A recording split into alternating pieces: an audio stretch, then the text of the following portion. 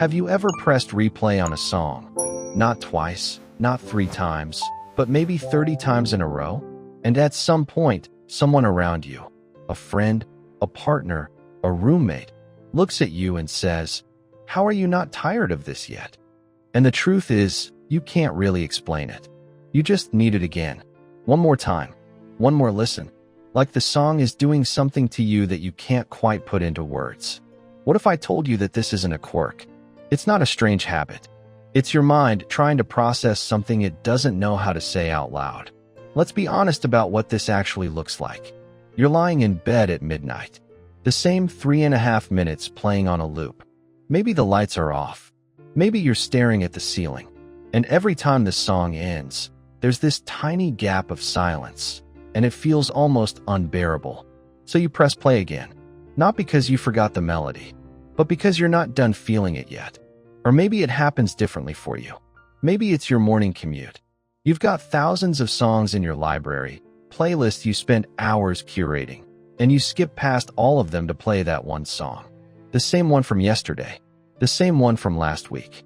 It's like no other piece of music can reach the exact place inside you that this one reaches. And here's what makes it even more interesting. You might not even fully enjoy the song anymore.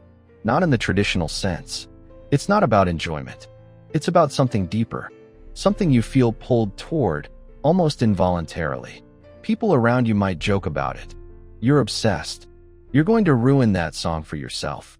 But they don't understand. You're not stuck on a song. You're stuck on something the song holds for you. Something invisible.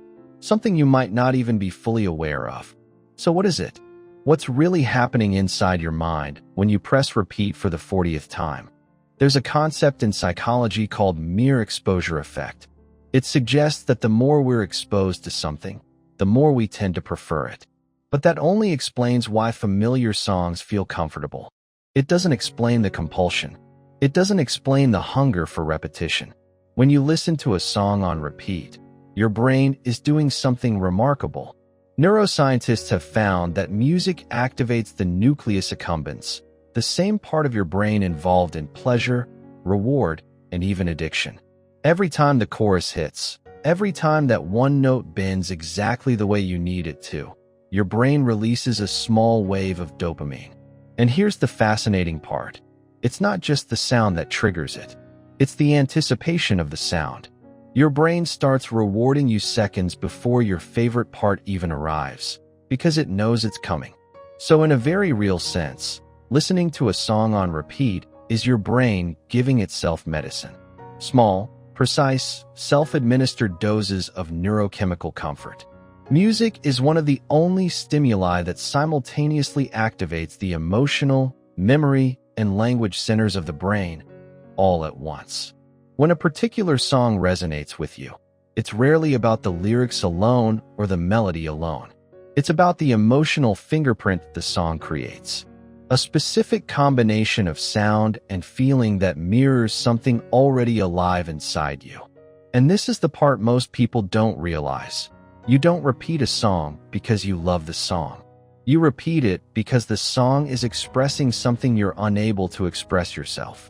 Maybe it's grief that you haven't fully processed. Maybe it's longing for someone you can't talk to anymore. Maybe it's a version of yourself you miss. A time in your life when things felt different, lighter, more alive. The song becomes a container for that emotion. A safe space where you can feel something enormous without having to name it, explain it, or justify it to anyone. Psychologists sometimes call this emotional regulation through aesthetic experience. But stripped of the academic language, it simply means this. Sometimes, a song is the only place where a feeling is allowed to exist. And here's where the perspective shifts. Most of us grow up believing that repetition is a sign of being stuck. We're told to move forward, try new things, stop dwelling.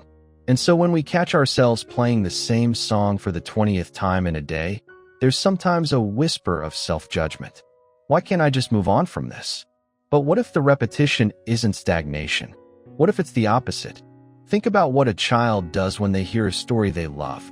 They ask for it again, and again, and again, not because they've forgotten how it ends, but because each time they hear it, they understand something new. They feel something slightly different. They're processing the world through repetition, building emotional frameworks one listen at a time. You're doing the same thing. Every time you press replay, you're not avoiding your emotions. You're sitting with them. You're giving yourself permission to feel something fully at your own pace, without anyone rushing you. The song becomes a kind of emotional ritual, a private ceremony that nobody else needs to understand. And there's something else that's beautiful about this. When you listen to a song on repeat, you eventually stop hearing it with your ears. You start hearing it with your body. The melody moves from your mind into your chest, your breathing, your heartbeat. It becomes less of a song and more of a state, a place you go to, a room inside yourself where a particular truth is allowed to be real. That's not obsession. That's emotional intelligence working quietly, without instructions. So the next time you find yourself reaching for that replay button, I want you to try something. Don't judge it. Don't rush past it. Instead, gently ask yourself, what is this song holding for me right now?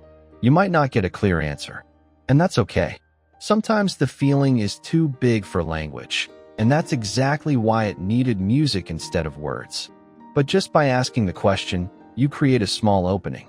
A moment of self-awareness that turns an unconscious habit into a conscious act of self-care. Because here's the quiet truth. The songs we repeat are not random. They are selections made by the deepest, most honest part of ourselves. The part that knows exactly what we need to feel, even when our conscious mind is trying to look away. Your repeat playlist, if you really look at it, is a map of your inner life. It's a journal you didn't know you were writing. Each song marks a chapter, an ache, a hope, a version of you that needed to be witnessed, even if only by a melody. Trust that. Trust the part of you that knows which song to reach for in the dark. We live in a world that constantly pushes us toward the next thing. The next song, the next scroll, the next distraction. But sometimes, the most radical thing you can do is stay. Stay with the same 3 minutes. Let them wash over you again and again, until the feeling has been fully felt, until the ache has softened, until the song has done its quiet, invisible work inside you. You're not broken for listening to the same song on repeat. You're just someone who feels deeply in a world that rarely gives you the space to do so. And the song gives you that space. If this felt like it was speaking to something real inside you, I'd love for you to stay. Hit subscribe and leave a comment telling me, what's the one song you've had on repeat lately?